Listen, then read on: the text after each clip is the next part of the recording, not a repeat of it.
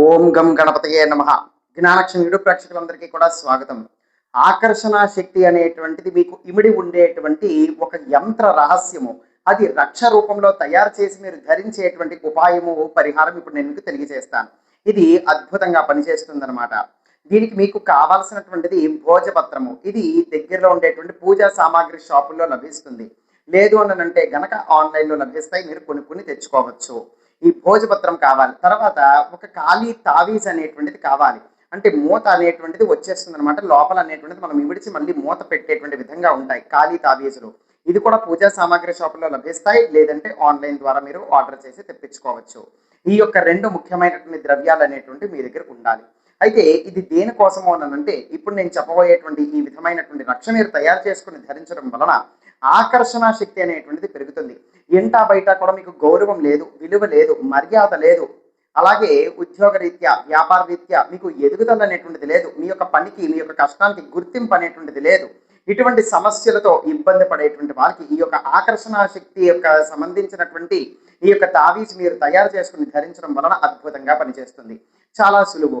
ఏం చేయాలి? ఏదైనా సరే ఒక శుక్రవారం నాడు సాయంత్రం 6:30 నుంచి 8 మధ్యలో ఈ యొక్క ప్రక్రియ చేయాలి. ఏకాంతంగా ఉండేటువంటి గదిలో కానీ లేదంటే పూజా మందిరంలో శుచి శుభ్రంగా స్నానం చేసి వెళ్ళి మీ యొక్క ఇష్టదేవుడి దగ్గర ఒక దీపం వెలిగించుకోండి. ఇప్పుడు ఆ యొక్క భోజపత్రాన్ని తీసుకోండి. భోజపత్రం తీసుకుని చక్కగా ఆ విధంగా గట్టు మీదనో పీట మీదనో పెట్టుకోండి. ఒక 2 గులాబీ పువ్వులు ఆ యొక్క భోజపత్రం మీద పెట్టి మొట్టమొదటిగా నమస్కారం చేసుకోండి. తర్వాత ఆ గులాబీ పువ్వులు తీసి దీపం దగ్గర అలంకరించండి. ఇప్పుడు ఈ యొక్క భోజపత్రం మీద కుంకుమ నీళ్లు అంటే కాస్త కుంకుమ దాంట్లో దానికి సరిపడా చుక్క నీళ్ళు అనేటువంటివి వేసి చక్కగా కుంకుమ పేస్ట్ తయారు చేసుకొని ఏదైనా సరే ఒక అగరత్తి పుల్ల లేకపోతే ఒక అగ్గి పుల్ల వాడి ఇప్పుడు నేను చెప్పబోయేటువంటి ఇక బీజాన్ని భోజపత్రం మీద జాగ్రత్తగా రాయాలి. ఓం శ్రీం క్లీం నమః. ఇంతే. ఈ విధంగా రాసిన తర్వాత దాన్ని ఆరిపోనివ్వండి.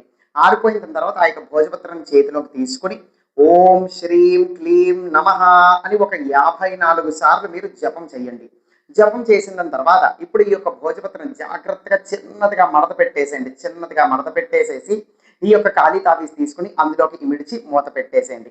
ఎరుపు తాడు కానీ నలుపు తాడు కానీ దానికి వేసుకుని మీ యొక్క కుడి చేతికి కానీ మెడలో కానీ మీరు కట్టుకోవచ్చు. ఆడవాళ్ళైనా మగవాళ్ళైనా కట్టుకోవచ్చు. చేతికి కట్టుకుంటే కనుక కుడి చేతిలోనే కట్టుకోవచ్చు. ఈ విధంగా చేసుకోండి. 41 రోజుల పాటు దీని యొక్క శక్తి అనేటువంటిది ఉంటుంది.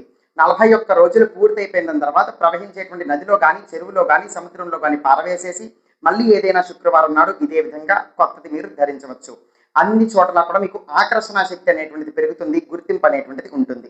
సర్వే జనాశినం భవంతు. శివార్పణమస్తు.